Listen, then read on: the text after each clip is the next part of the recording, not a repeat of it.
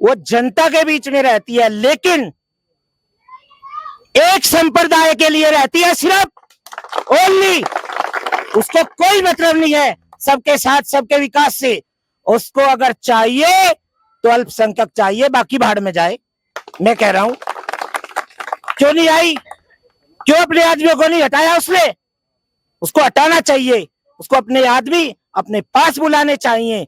नहीं तो ये धरना 4 गांव का नहीं रहेगा, 84 गांव का हो जाएगा। मैं कह रहा हूं इस बात। मेरे स्कूल के बच्चों के ऊपर से होके लाइन जाएगी, उनके स्कूल से टच होके जाएगी, वो मेरे से टच होके जाएगी। योगी का प्रशासन है और योगी का प्रशासन जीता और जीने देता है, सबका साथ सबका विकास करके चलता है। योगी का प्रशासन कभी जोड़ता है, तोड़ता नहीं। तमाम लोग यहाँ पर धरना प्रदर्शन पर यहाँ पर बैठे हुए हैं, लेकिन इनकी मांगों को सुनने के लिए आज तक कोई भी अधिकारी यहाँ पर नहीं पहुंचा। अभी देखिए यहाँ पर महाराज जी का आगमन हो चुका है, महाराज जी यहाँ पर पहुंच चुके हैं धरना प्रदर्शन में। अभी उनसे भी बात करते हैं कि एक छोटी सी मांग को लेकर लगातार जो है 3 दिनों से धरना प्रदर्शन चला हुआ है। कोई भी अधिकारी अब तक यहाँ नहीं पहुंचा, कोई भी जनप्रतिनिधि, कोई भी नेता जनता के बीच में नहीं पहुंचा। अभी देखिए बड़े जोरों शोरों से ये धरना प्रदर्शन चला हुआ है। अभी महाराज जी भी जो है धरना प्रदर्शन पर पहुंच चुके हैं, मौके पर पहुंच चुके हैं।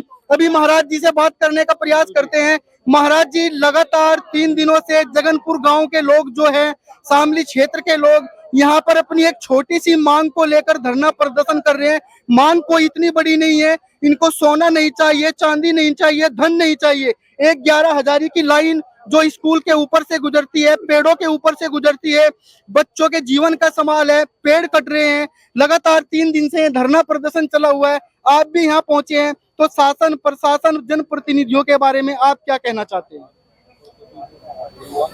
जय श्री राम। जैसे कि आप सभी जानते हैं, ये धरना लगातार 3-4 गांव से चल रहा है। 3-4 दिन से 4 गांव का धरना।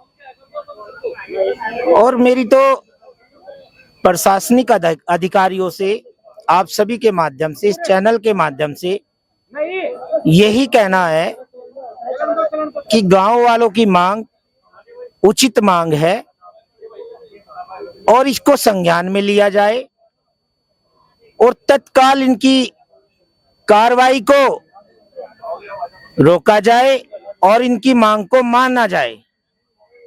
नहीं तो ये धरना 4 गांव का नहीं रहेगा, 84 गांव का हो जाएगा। मैं कह रहा हूं इस बात, पूरे 84 का। और रही लाइन की, लाइन तो जाती ही नहीं। अब जा लाइन नहीं जाएगी। अब जा, जहां मेरे स्कूल के बच्चों के ऊपर से होके लाइन जाएगी, उनके स्कूल से टच होके जाएगी, वो मेरे से टच होके जाएगी, मेरे बच्चों से होके टच जाएगी। नहीं जाने दूंगा।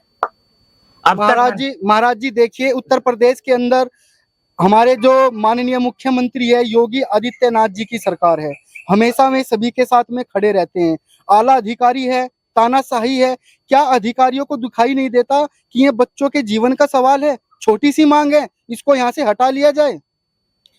ये हटा लिया जाएगा।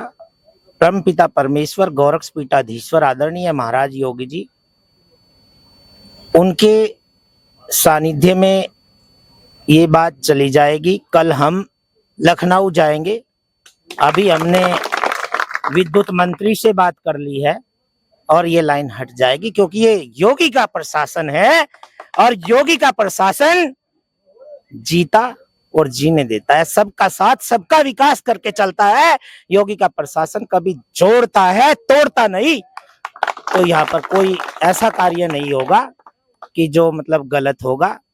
ठीक है, 1-2 अधिकारी, सब नहीं, 1-2 अधिकारी इसमें, जैसे जेई साहब बताए हैं। क्या नाम बताया जेई साहब का आपने?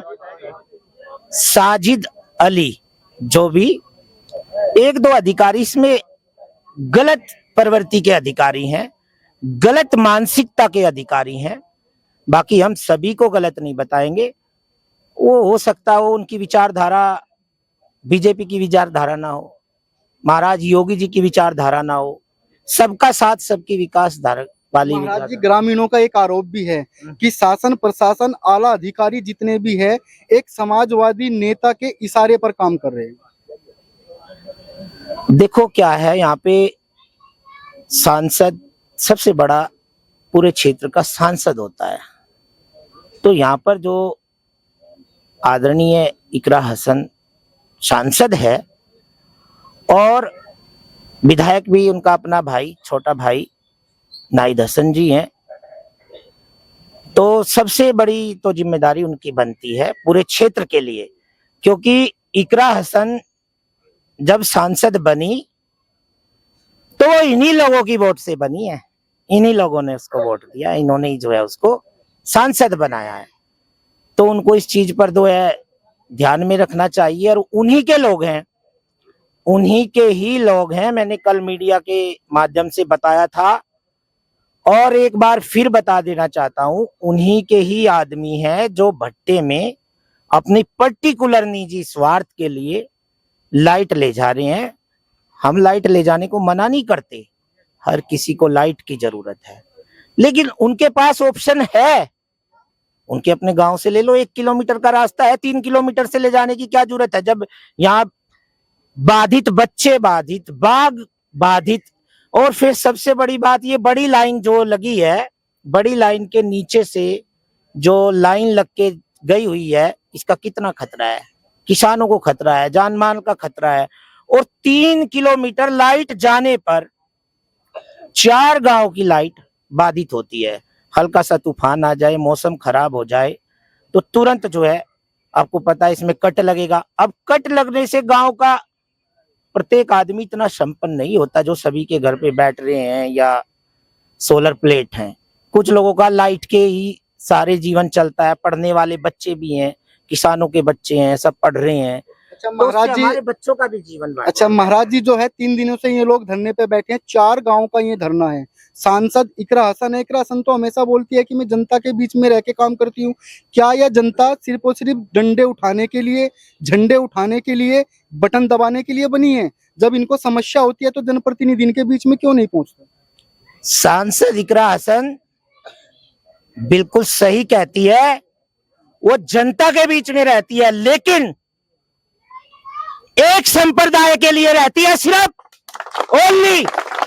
उसको कोई मतलब नहीं है सबके साथ सबके विकास से।